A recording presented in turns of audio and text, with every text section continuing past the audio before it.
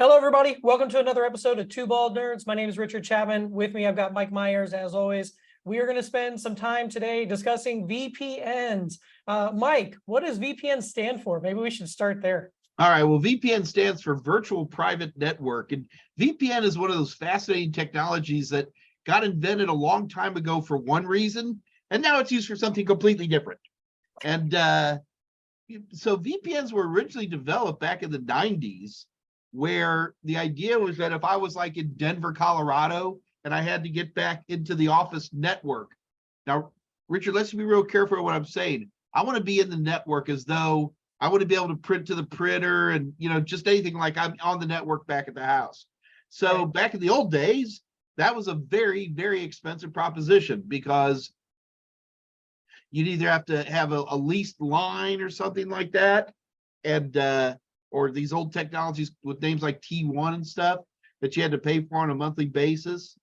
But then we came up with the idea that, look, we've got the internet there now. Once the internet became everywhere, instead of dialing into my private network through my own personal wired connection, why don't I just use the internet? The internet's public. And what I can do is create a virtualized connection to back to my network, ergo VPN. So the idea behind VPN originally, if you go back in the day, it was to allow people to do remote connections into their network.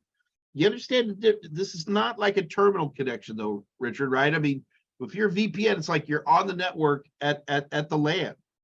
Right. If you're passing out 192.168.4 addresses, then somehow your computer in Denver has to have a 192.168.4 address. So that was the original idea behind VPNs. We also saw VPNs for a while being used, like if I want to interconnect Houston and Dallas in a permanent scenario. And we used to have what were called VPN concentrators or VPN routers. We still have them, except now the software is so common that it's pretty much built into every router there is. I bought a new router recently and opened the box and it's all VPN capable. Everything is now, where you can create what are known as VPN endpoints. So I could have Houston and Dallas, each with their own VPN connection. And the individual users in the network wouldn't even notice that I was on a VPN. Well, they'd notice one way because things would get really, really, really slow. So the whole idea behind a VPN is that you have two endpoints, something that takes your data, stuffs it inside of a different type of network in a process we call tunneling. And then there has to be something on the other end that untunnels it. So that's the whole idea behind a VPN. The tunnel is what makes it a private network, the P of VPN, private, because through this this tunneling methodology, well, the tunneling, first of all, you got to keep in mind, think about this for a minute. The IP address for my internal network is going to be 192.168.4 something. Let's go with that for a second, okay? Now, obviously, an IP address like that can't exist in the public internet. So if I'm sitting in Denver, I might have a, whatever the Denver wireless network is passing out as an IP address, okay? So what ends up happening is I take my public internet address, what's ever given to me by whoever I'm connecting to, and then I take my data, which is packaged for my faraway network. So I'm making IP packets 192.168.4 dot whatever, the two and then from the source, and then I'm putting that inside another IP packet. There's packets and then there are packets, and all that an endpoint does is either creates these tunneling packets or it untunnels them on the other end. So those are the things you got to remember with the VPN. Number one, it's going to do a tunnel. And number two, it's going to be a point-to-point type of connection of some type. Anything else in a VPN is gravy. For example, encryption. There are VPN standards that define different types of encryption. But there's not just one. There's three or four. And it really just depends who you're talking to, which is the red hot one right now. Well, and isn't that one of the benefits of VPN is the encryption, right? I mean, that's, as a matter of fact, that's probably one of the reasons why the change in VPN usage has come to be, right? It's not as much connecting to your networks at the office, it's also used for just connecting to the internet, right? Right. Well, that brings up the whole other side of VPNs now is and certainly the encryption is important. But what we run into today is the whole concept of VPN has changed. Today, with the cheap, fast internet, people connect almost all the time. VPNs are still very, very popular in corporate environments. Not trying to say but they're not quite as intense as they used to be. So, especially with clouds now where people can all connect, things like that. But there's zillions of VPNs out there that are used for remote connectivity to local area networks. But the other thing that a VPN does really good is that a VPN can kind of obfuscate you from the rest of the network. So the other part is that, like, I can make my VPN pop back out. Remember, we create the tunnel, then it gets untunneled, right? Mhm. So that untunneling point can be anywhere in the world. I could have an untunneling point in the UK. And what that does for me is, in particular, it allows me to skirt around places that are limiting information. Censored areas that do that. Netflix may show different shows on the British version of Netflix versus the US version. So Right. what we see VPNs used for now is, more than anything else, it's to get around censorships, artificial limitations that are geography based, more than anything else. Right. Which is actually pretty cool. So that's the big difference. So what the one thing that people confuse a lot, and this bothers me, is they hear the word Tor Mhm. and they're like, oh, so Tor is a VPN. And I'm assuming most readers have heard of Tor. Tor is not a VPN. Tor looks, acts, barks, and smells a lot like a VPN, but it's different. Remember what I told you, Richard? One of the main differences between the main aspects of VPN is that it's point to point. You have a client and a server, something that packs together the tunnel and something that unpacks it on the other end. Tors have multiple servers in a row. So in a Tor, you have, in fact, Tor stands for the onion routing, TOR. And it comes from, you basically have a series of VPNs. Each one creates its own encryption, and that's why they treat it like sort of like an onion. And Layers of the onion. Yeah. Layers of the onion. And so that's why things like Tor, you can actually use a VPN with Tor if you want to. And you would have a pretty high level of security with that. So the challenge I have is that people are like, okay, great, Mike. I want to be able to watch BritBox from Illinois in the United States cheaper. Okay, well, I'm not going to get into a big philosophical legal discussion here, but but the bottom line is that you're going to have to get some kind of software. You remember, you have to be an endpoint at the VPN. So you can do endpoints are actually built in to most operating systems. See, can I take charge of the screen for a moment? Yeah, absolutely. Little show and tell. Yeah, what I got is just a little copy of Windows 10 here. I'm slow to jump into Windows 11. I know it's been a while now. I'm running out of excuses. Give me 1 second. Sorry, I've got so many things open right now. No worries. Take your time. All right, so this is my control panel, and actually I'm in Network and Sharing Center. And what I'm going to do is I'm going to click on Set up a new connection or network. It doesn't matter what version of Windows you have; they've all got this. I'm assuming we can see this. Yep, I can see it. You're good. Where I say connect to a network. Yep. Okay, great. All right, so it says connect to a network, and it says connect to a workplace. I love that, which is what VPNs used to be for.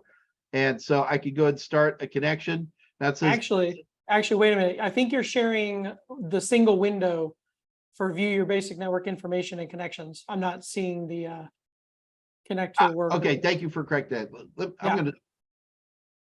Yep. Give me 1 second here. Technical Challenge. Computers are great until they're not.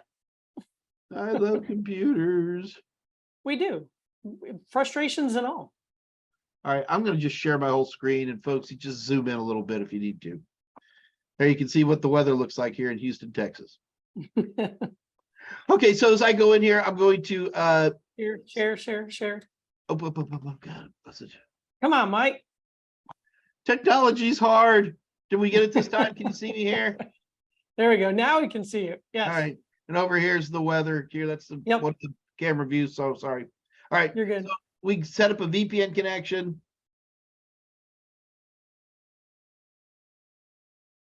Now, the one big thing it's got to have, and I need you to think about this for a minute. If I'm going to connect to another far away endpoint to uncompress what I'm doing, to untunnel, I need an IP address, right? So someone's going to have to tell you the IP address.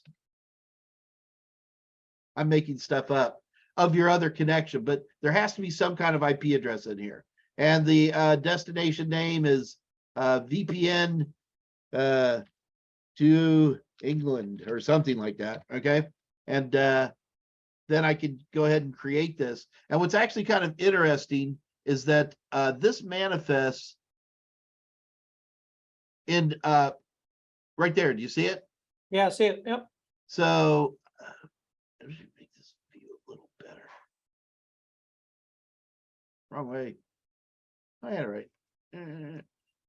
There you go. So in case it's so what I've just created is the VPN endpoint there. So what I'm trying to tell you is that for a lot of VPN connections, the built-in clients within your operating systems are all you're ever going to need. But what you're going to be needing then is to connect to somebody else on the other end. And the other thing is that VPNs have a lot of tweaks to them.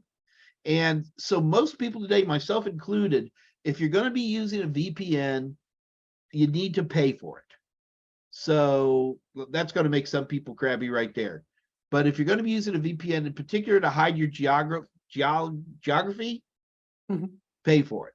So people are like, oh, which ones? They're all pretty similar. Most of the good high-end VPN companies that are available today, the ones you pay $3, $4 to $10 a month for, all of them are going to have third-party auditors that look at them and verify, does this people that you're counting on, are they going to be storing any data? Or are they just going to store login data? What do they do? Here's a big one.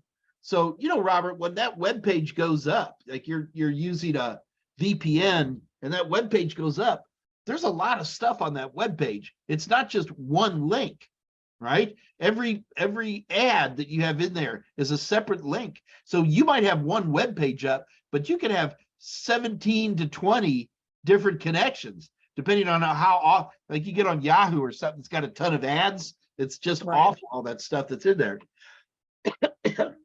So any one of those, if they're accidentally HTTP and not HTTPS, you're immediately, your cover is blown immediately. There's other little things like that make VPNs a lot more questionable than you might think. So that's why going with a good third part, a good VPN company that has third-party auditing. Right now, I'm using ExpressVPN. Okay. I just like it. Let me see if I can even get this to start for you just a little bit. So I'm going to light up ExpressVPN over here, so you can see that it just manifests as this little icon. So I can either turn it on or turn it off. So what I'm going to do for a demonstration here is I've got a little web page called Where Am I up right now. And you can see I'm not turned on. It might be a little small, but I'm gambling you see it. And right now this is zeroing in on near downtown Houston, Texas, shockingly close to my home. So what I'm going to do is I've selected a location of South Africa, just arbitrary. I can pick anything I want in here. There's hundreds of countries for me to choose from. And what I'm going to do is I'm going to do a quick connection. Let me try it again. All right. So right now it says I'm connected. So I'm just going to refresh this. Where am I? Hope this works.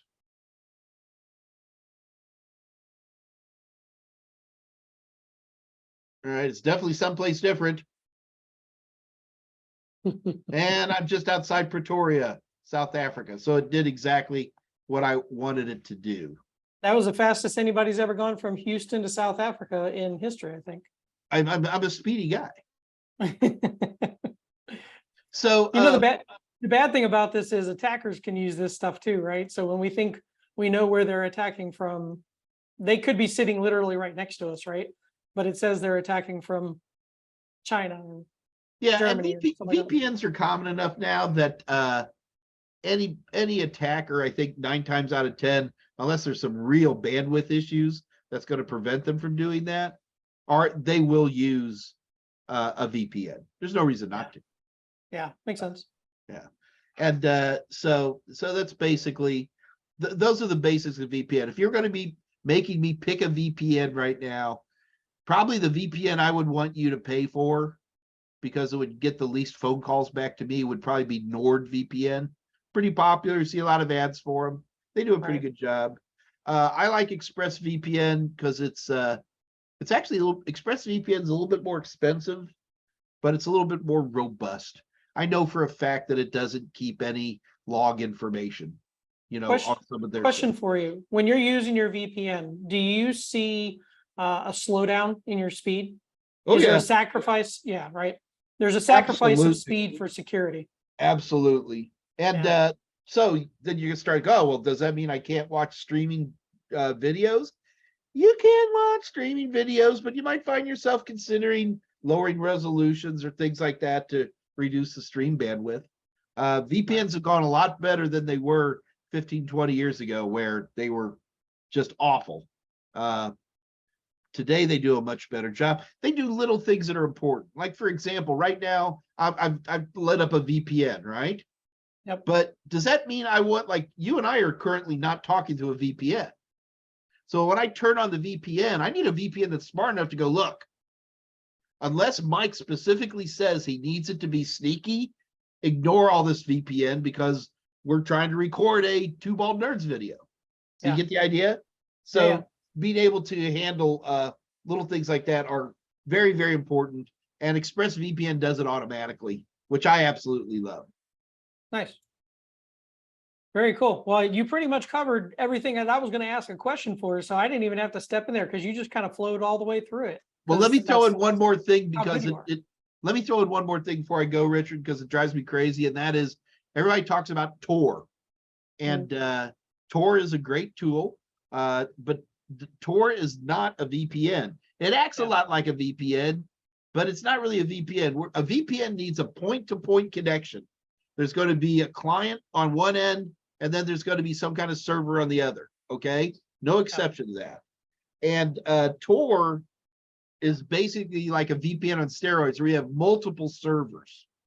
So even if a bad guy who's trying to figure out who you are breaks this, what they call the out, so you have the Tor network, which is all the little servers anywhere, and then then it pops out someplace and goes from a Tor. That's the other end of your VPN, right? In the Tor network.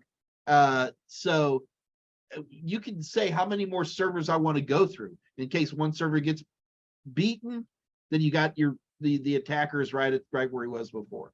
And so that's what a Tor does. It creates lots of servers, lots of jumps, whereas a VPN by definition is point to point. So the bottom line is, get a VPN. Don't be afraid to play a little bit with some of the free solutions.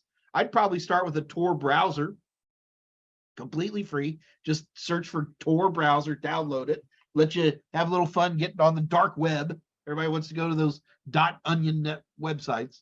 But once you get past all that, you'll find that the Tor is a great place to start. And then you're probably going to find yourself moving on to a NordVPN or ExpressVPN or one of the many fine competitors. Just make sure that they have third-party auditing and you'll be fine. All right. Well, thank you so much again for all of your wonderful knowledge. For all of you joining us today, we'll see you soon. All right. Thanks. Bye. If you like Two Bald Nerds, check out our entire playlist right here. It's a lot of fun. We'll see you there.